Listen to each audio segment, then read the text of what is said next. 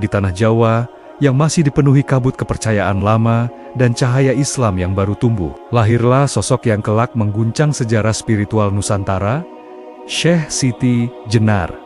Namanya diselimuti teka-teki. Ada yang menyebut ia berasal dari Cirebon, ada pula yang meyakini ia datang dari luar Jawa, bahkan dari wilayah Persia atau Baghdad, membawa ilmu tasawuf tingkat tinggi yang belum banyak dikenal masyarakat setempat. Sejarah tentang dirinya bercampur antara catatan, legenda, dan bisikan lisan yang diwariskan turun-temurun. Sebagian naskah kuno menyebut nama kecilnya adalah San Ali atau Lemah Abang, sebuah nama yang kelak menjadi simbol ajarannya. Lemah Abang berarti tanah merah, tanah biasa, tanah tempat manusia berpijak, seakan menjadi perlambang bahwa dari tanah yang sederhana bisa tumbuh kesadaran yang menjulang tinggi. Ia bukan bangsawan besar, bukan pula tokoh kerajaan yang hidup dalam gemerlap kekuasaan. Namun justru dari kesederhanaan itulah pencarian panjangnya dimulai. Sejak muda, ia dikenal memiliki kegelisahan batin yang tak lazim. Di saat orang lain merasa cukup dengan menjalankan ritual dan mengikuti ajaran sebagaimana diajarkan, Siti Jenar mempertanyakan makna di balik setiap gerakan. Baginya, agama bukan sekadar aturan lahiriah, bukan hanya tentang halal dan haram, bukan sekadar hafalan ayat dan tata cara ibadah. Ia meyakini bahwa kebenaran tidak cukup diucapkannya, harus dirasakan, dihidupi, bahkan dilebur dalam kesadaran diri. Kegelisahan itu membawanya mengembara. Ia meninggalkan tanah kelahirannya, berjalan dari pesantren ke pesantren, dari satu guru ke guru lainnya. Ia belajar fikih, tauhid, tafsir, hingga tasawuf. Namun semakin dalam ia belajar, semakin ia merasa bahwa ada lapisan terdalam yang belum tersentuh. Ia menemukan bahwa di balik syariat ada tarekat, di balik tarekat ada hakikat, dan di puncaknya ada makrifat, pengenalan langsung kepada Tuhan. Tasawuf yang ia dalami bukan tasawuf permukaan. Ia menyelami ajaran tentang fana, tentang lenyapnya ego dalam kehadiran ilahi. Ia mempelajari konsep wahdatul wujud, kesatuan wujud yang mengajarkan bahwa segala yang ada bersumber dari yang satu. Dalam tahap ini, batas antara hamba dan Tuhan dipahami bukan sebagai jarak fisik, melainkan sebagai tirai kesadaran. Ketika tirai itu tersingkap, yang tersisa hanyalah kesadaran akan kehadirannya. Bagi sebagian orang, pemahaman seperti ini terasa menggetarkan. Namun, bagi yang belum siap, ia terdengar berbahaya. Di saat Wali Songo sibuk menyebarkan Islam dengan pendekatan budaya melalui wayang, gamelan, seni bangunan, dan kearifan sosial, Siti Jenar memilih jalan yang lebih sunyi dan personal. Ia tidak terlalu menekankan simbol dan struktur sosial. Ia berbicara tentang pembebasan batin, tentang kematian sebelum mati, tentang bagaimana manusia harus mati dari nafsunya agar hidup dalam kesadaran ilahi. Ajarannya seringkali menggunakan bahasa simbolik. Ia mengatakan bahwa manusia sejati bukanlah tubuh yang terlihat, melainkan ruh yang berasal dari Tuhan. Ia mengajak murid-muridnya untuk mengenal diri, karena dalam pengenalan diri itulah, menurutnya, jalan menuju pengenalan Tuhan terbuka. Barang siapa mengenal dirinya, ia akan mengenal Tuhannya, menjadi ruh dari pencariannya. Namun Jawa pada masa itu sedang berada dalam masa transisi besar. Islam baru saja tumbuh sebagai kekuatan spiritual dan sosial. Stabilitas masyarakat menjadi perhatian utama para wali. Syariat dan tatanan sosial dianggap penting agar masyarakat yang sebelumnya hidup dalam sistem Hindu-Buddha dapat beralih secara bertahap tanpa gejolak. Di tengah situasi seperti itu, ajaran makrifat yang dalam dan simbolik mudah disalahpahami. Ucapan-ucapan Siti Jenar yang menekankan kesatuan dan kehadiran Tuhan dalam diri sering ditafsirkan secara harfiah. Sebagian menganggapnya melampaui batas, sebagian lagi melihatnya sebagai puncak kedalaman spiritual. Kontroversi pun perlahan tumbuh. Bukan hanya soal perbedaan pemahaman, tetapi juga tentang metode penyampaian. Jika syariat adalah fondasi, maka makrifat adalah puncak. Namun bagaimana jika puncak diajarkan kepada mereka yang belum kokoh fondasinya? Disinilah perdebatan itu mengeras. Siti Jenar tidak dikenal sebagai sosok yang mencari pengikut dalam jumlah besar. Ia lebih memilih murid-murid yang siap menempuh laku batin. Jalan sunyi yang ia pilih bukan jalan populer. Ia menuntut keberanian untuk mempertanyakan diri sendiri, untuk melepaskan kemelekatan dunia bahkan untuk menghadapi kesalahpahaman. Dalam banyak kisah, ia digambarkan tetap tenang di tengah tuduhan. Ia tidak membalas dengan amarah. Ia tidak pula mencabut ucapannya. Baginya, kebenaran adalah pengalaman batin yang tak bisa dipaksa untuk dipahami semua orang. Dalam waktu yang sama, dari tanah biasa, dari lemah abang, ia melangkah menuju jalan sunyi yang tak semua orang berani tempuh. Ia menjadi simbol pencarian hakikat yang mendalam, pencarian yang seringkali berujung pada kesendirian. Benih kontroversi itu akhirnya tumbuh menjadi peristiwa besar dalam sejarah Jawa. Kisah tentang pengadilannya, tentang pertemuannya dengan para wali, hingga akhir hidupnya, menjadi legenda yang terus diperdebatkan hingga kini. Apakah ia seorang sufi agung yang disalahpahami, ataukah ia melangkah terlalu jauh melampaui batas zaman? Yang pasti, jejak awalnya menunjukkan satu hal. Ia adalah seorang pencari, seorang manusia yang tidak puas berhenti pada permukaan. Dan dari kegelisahan itulah, lahir salah satu bab paling misterius dalam sejarah spiritual Nusantara. Perjalanan Syekh Siti Jenar belum berakhir di sini. Justru dari kontroversi itulah, namanya abadi bukan sekadar sebagai tokoh sejarah, tetapi sebagai simbol pertanyaan yang tak pernah selesai tentang hubungan manusia dan Tuhannya. Ajaran paling terkenal dari Syekh Siti Jenar adalah konsep manunggaling kawula Gusti, bersatunya hamba dengan Tuhan. Sebuah ungkapan yang sederhana dalam bunyi, tetapi dalam maknanya mengandung kedalaman samudra. Bagi Siti Jenar, Tuhan bukanlah entitas yang jauh bersemayam di langit tinggi. Bukan pula sosok yang terpisah oleh ruang dan waktu. Tuhan hadir, meliputi, dan menghidupi setiap detik keberadaan manusia. Ia lebih dekat daripada urat nadi, lebih halus daripada napas yang keluar masuk tanpa disadari. Dalam pandangannya, perjalanan spiritual manusia bukan sekadar menjalankan perintah dan menjauhi larangan. Itu adalah awal. Syariat adalah pintu gerbang. Namun di balik gerbang itu, ada lorong panjang menuju pengenalan diri. Dan di ujung lorong itulah, menurutnya, manusia akan menyadari bahwa seluruh hidupnya hanyalah pancaran dari kehendak yang maha ada. Manunggaling kawula Gusti bukanlah penyatuan fisik, bukan pula peleburan jasad dengan zat ilahi. Ia adalah penyatuan kesadaran. Ketika ego, nafsu, ambisi, dan keakuan luluh, yang tersisa hanyalah kehendak Tuhan yang bekerja melalui diri manusia. Dalam kondisi itu, hamba tidak lagi bertindak atas dorongan dirinya sendiri, melainkan menjadi cermin kehendak ilahi. Dalam khazanah tasawuf, keadaan ini dikenal sebagai fana, lenyapnya diri. Fana bukan berarti mati secara jasmani, tetapi mati sebelum mati. Mati dari kesombongan, mati dari keakuan, mati dari rasa memiliki. Setelah fana, ada tahap baka kekal dalam kesadaran ilahi.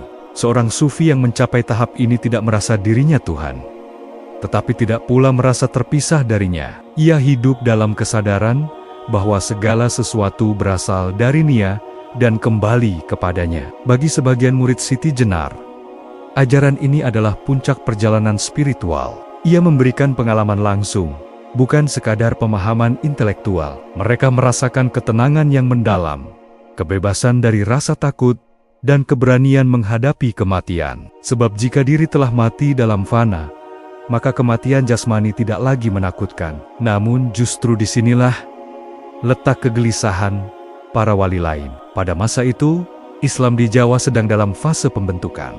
Masyarakat yang sebelumnya akrab dengan konsep dewa-dewi, penjelmaan, dan mistisisme Hindu-Buddha sedang diarahkan pada tauhid yang tegas.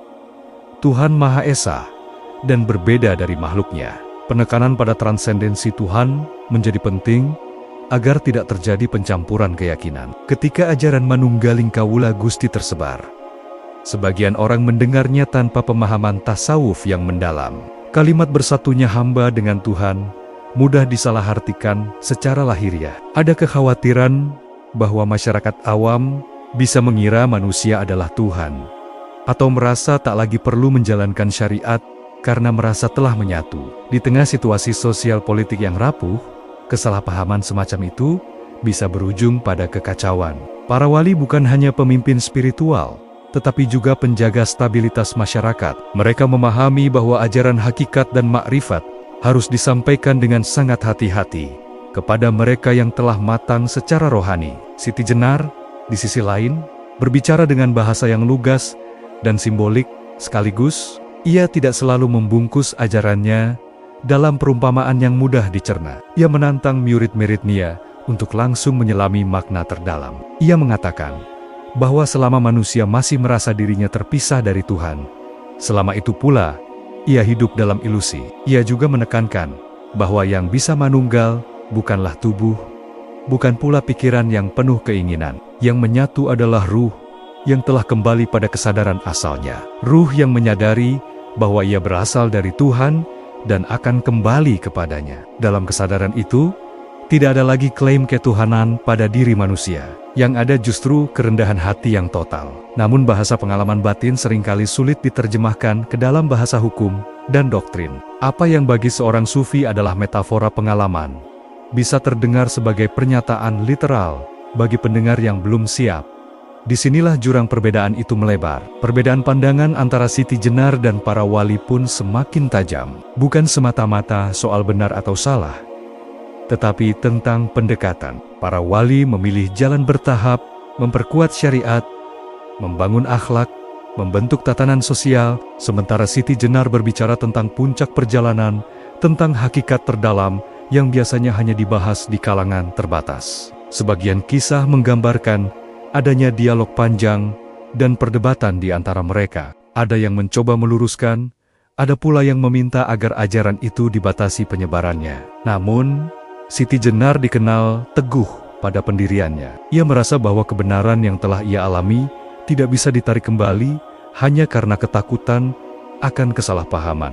Kontroversi itu akhirnya bukan hanya menjadi persoalan teologisis, tetapi juga persoalan otoritas. Siapa yang berhak menafsirkan kedalaman ajaran? Siapa yang menentukan batas antara hakikat dan penyimpangan dalam masyarakat yang sedang membangun identitas keislaman? Pertanyaan-pertanyaan itu menjadi sangat sensitif. Manunggaling Kaula Gusti pun menjadi adegan yang terus bergema hingga berabad-abad kemudian. Ia hidup dalam tembang, dalam suluk, dalam cerita rakyat, dan dalam diskusi para pencari hakikat. Sebagian menganggapnya sebagai warisan tasawuf paling dalam di Jawa. Sebagian lagi tetap melihatnya sebagai adegan yang harus dipahami dengan sangat hati-hati. Yang jelas, konsep ini membuka ruang perenungan besar. Sejauh mana manusia mengenal dirinya, dan jika benar mengenal dirinya, apa yang ia temukan di kedalaman itu? Disitulah ajaran Siti Jenar terus hidup, bukan sekadar sebagai doktrin, tetapi sebagai pertanyaan yang mengguncang kesadaran. Sebuah ajakan untuk menembus lapisan luar agama tanpa harus meninggalkan fondasinya. Sebuah jalan sunyi yang tidak semua orang siap menapakinya, namun selalu memikat mereka yang haus akan hakikat. Ketegangan itu akhirnya mencapai puncaknya ketika ajaran Syekh Siti Jenar dinilai telah melampaui batas yang dapat ditoleransi dalam proses penyebaran Islam di Jawa. Pada masa itu, Islam belum lama berakar. Masyarakat masih berada dalam peralihan dari tradisi lama menuju keyakinan tauhid yang tegas. Stabilitas akidah menjadi perhatian utama. Setiap ajaran yang berpotensi menimbulkan kesalahpahaman dipandang sebagai ancaman, bukan semata bagi teologi, tetapi juga bagi ketertiban sosial. Beberapa wali menilai bahwa angkapan Siti Jenar tentang Manunggaling Kaula Gusti terlalu berani untuk disampaikan secara terbuka. Kekhawatiran mereka bukan tanpa alasan. Jika masyarakat yang belum matang secara spiritual mendengar bahwa hamba bisa menyatu dengan Tuhan, maka bukan tidak mungkin muncul anggapan bahwa manusia adalah Tuhan, atau merasa tak lagi terikat oleh syariat. Dalam situasi yang rapuh, kesalahpahaman kecil bisa berujung pada kekacauan besar. Di sisi lain, Siti Jenar merasa bahwa apa yang ia ajarkan bukanlah penyimpangan, melainkan inti terdalam dari tauhid itu sendiri. Baginya, mengenal Tuhan secara hakiki adalah tujuan akhir perjalanan spiritual. Ia tidak menolak syariat, tetapi ia melihatnya sebagai tahap awal. Ia berbicara tentang puncak, sementara banyak orang masih berada di lereng. Akhirnya, sebuah sidang para wali digelar. Dalam berbagai naskah dan cerita tutur, peristiwa ini digambarkan sebagai momen paling menentukan dalam hidup Siti Jenar.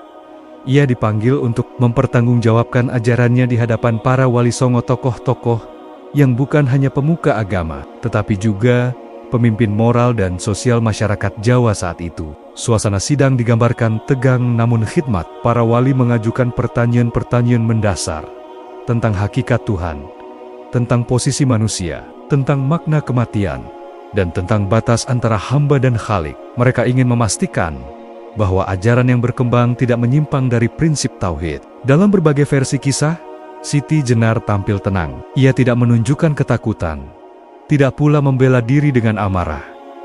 Ia menjawab dengan keyakinan yang mantap. Baginya, kebenaran yang telah ia alami dalam laku batin tidak bisa diingkari hanya karena tekanan atau ancaman. Ia menyatakan bahwa kematian sejati bukanlah ketika jasad berhenti bernapas, melainkan ketika manusia hidup tanpa mengenal Tuhannya. Menurutnya, banyak manusia yang berjalan, berbicara, dan beribadah, tetapi sesungguhnya mati karena belum menyadari hakikat dirinya. Sebaliknya, seseorang yang telah mengenal Tuhannya, meski jasadnya kelak tiada, hakikatnya tetap hidup dalam kesadaran ilahi. Dalam beberapa kisah, ia bahkan disebut mengatakan bahwa dirinya telah mati sebelum mati. Pernyataan ini bukan pengakuan bahwa ia tidak akan mati secara fisik, melainkan simbol bahwa egonya telah lenyap. Ia merasa telah melewati tahap fana kehancuran diri dalam kehendak Tuhan. Dalam kondisi itu, ia tidak lagi berbicara sebagai aku yang terpisah, tetapi sebagai kesadaran yang tunduk sepenuhnya pada Yang Maha Ada. Namun disinilah letak perbedaan yang sulit dijembatani. Bagi sebagian wali, ungkapan-ungkapan seperti itu terlalu berisiko jika dipahami secara harfiah. Mereka memandang bahwa ajaran hakikat harus dijaga dalam lingkup terbatas, tidak disebarluaskan kepada masyarakat umum. Islam di Jawa membutuhkan fondasi yang kuat, syariat yang jelas, akhlak yang terjaga, dan pemahaman tauhid yang tidak bercampur dengan tafsir mistis yang liar. Di mata mereka, tanggung jawab menjaga umat lebih besar daripada memberi ruang pada kebebasan ekspresi spiritual yang terlalu dalam. Jika ajaran itu dibiarkan tanpa batas, mereka khawatir akan muncul kelompok-kelompok yang merasa tak lagi perlu menjalankan hukum agama karena merasa telah sampai. Sementara itu, di mata Siti Jenar, ia tidak sedang mengajarkan pembebasan dari syariat, melainkan pembebasan dari ego. Ia melihat bahwa inti dari seluruh ibadah adalah kesadaran. Tanpa kesadaran, ibadah hanyalah gerakan kosong. Ia merasa bahwa menahan kebenaran yang telah dialami justru adalah bentuk pengkhianatan terhadap cahaya yang telah ia temukan. Perdebatan itu tidak semata soal kata-kata, tetapi tentang arah perjalanan Islam di tanah Jawa. Apakah akan ditekankan pada struktur dan tatanan sosial terlebih dahulu, ataukah dibuka ruang bagi eksplorasi mistik yang mendalam? Dalam konteks zaman itu, pilihan yang diambil bukan hanya teologisis, tetapi juga strategis. Dan sejarah mencatat, keputusan besar pun diambil. Dalam banyak versi cerita rakyat dan babat, Siti Jenar dijatuhi hukuman mati.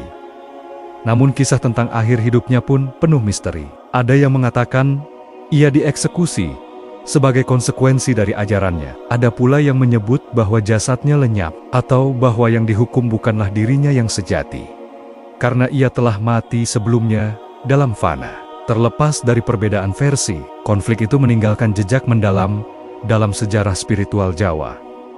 Siti Jenar menjadi simbol dari pertarungan antara syariat dan hakikat, antara tatanan dan kebebasan batin, antara kehotihism kolektif dan keberanian individual. Apakah ia seorang sufi yang melampaui zamannya? Ataukah ia terlalu jauh melangkah di tengah masyarakat yang belum siap? Jawaban atas pertanyaan itu terus diperdebatkan hingga hari ini. Yang pasti, konflik dengan Wali Songo bukan sekadar kisah perselisihan, melainkan cermin dinamika besar dalam perjalanan agama.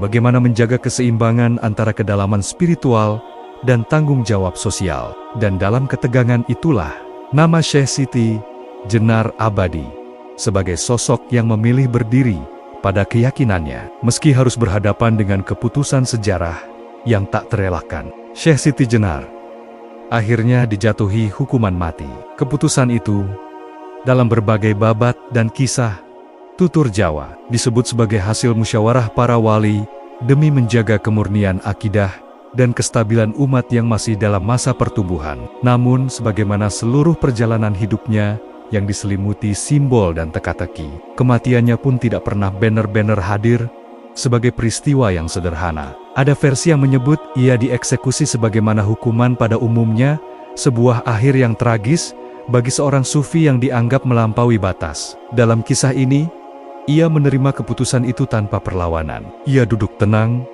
wajahnya teduh, seakan yang akan terjadi hanyalah perpindahan dari satu alam ke alam lain. Baginya, kematian bukan ancaman, melainkan gerbang. Namun, ada pula versi lain yang lebih mistis dan simbolik. Sebagian cerita mengatakan bahwa sebelum pedang menyentuh tubuhnya, Siti Jenar telah lebih dahulu wafat secara spiritual. Ia telah mencapai fana yang sempurna, lenyapnya diri dalam kehendak ilahi.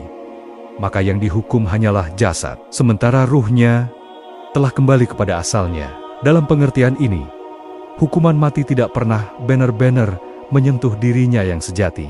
Dalam kisah-kisah yang berkembang di masyarakat, peristiwa eksekusi itu bahkan digambarkan melampaui logika. Ada yang mengatakan bahwa ketika tubuhnya dilukai, darah yang mengalir bukanlah darah merah seperti manusia biasa, melainkan cahaya. Cahaya yang memancar terang, menyilaukan mata, seolah menandakan bahwa yang keluar dari dirinya bukan lagi unsur duniawi, tetapi nur ilahi.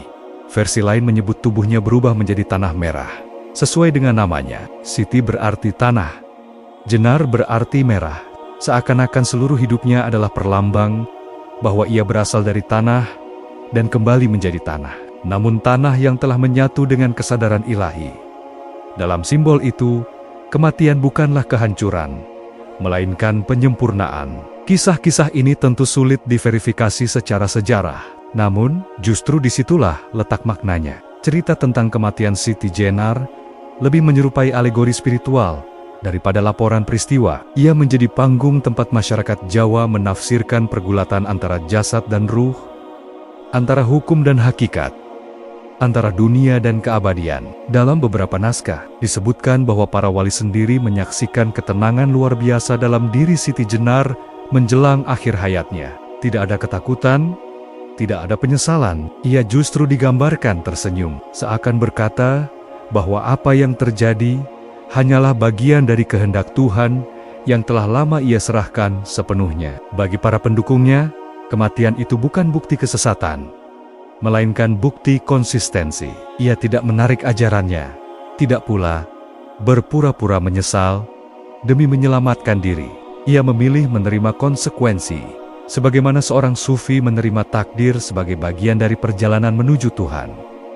Namun bagi pihak yang berseberangan, keputusan itu dianggap perlu. Dalam masa transisi besar peradaban Jawa, dari Hindu-Buddha menuju Islam, ketegasan dianggap sebagai fondasi yang harus dijaga. Perbedaan tafsir yang terlalu tajam dikhawatirkan akan memecah belah umat. Dalam konteks itu, hukuman mati dipandang sebagai langkah untuk menjaga keutuhan ajaran. Disinilah misteri itu mengendap. Apakah Siti Jenar benar-benar dihukum mati karena ajarannya dianggap sesat? Ataukah ia menjadi korban dari benturan dua pendekatan dakwah antara jalan bertahap yang menekankan syariat dan jalan mistik yang langsung menuju hakikat? Apakah keputusan itu murni teologisis? Atau juga dipengaruhi pertimbangan sosial dan politik pada zamannya? Sejarah tidak memberi jawaban yang tunggal. Catatan tertulis tentang peristiwa itu muncul dalam bentuk babat dan serat, yang seringkali memadukan fakta dengan simbol. Bahkan, ada sejarawan modern yang meragukan detail kisah eksekusi tersebut, menganggapnya sebagai konstruksi naratif untuk menjelaskan ketegangan pemikiran di masa lalu. Namun justru karena kabut itulah, nama Siti Jenar tidak pernah benar-benar hilang. Ia hidup dalam tembang-tembang suluk, dalam diskusi para pencari hakikat, dalam perdebatan para ulama dan budayawan. Ia menjadi simbol dari keberanian menempuh jalan sunyi, meski berujung pada kesendirian. Kematian yang penuh misteri itu seakan menjadi pesan terakhirnya, bahwa tubuh hanyalah wadah sementara.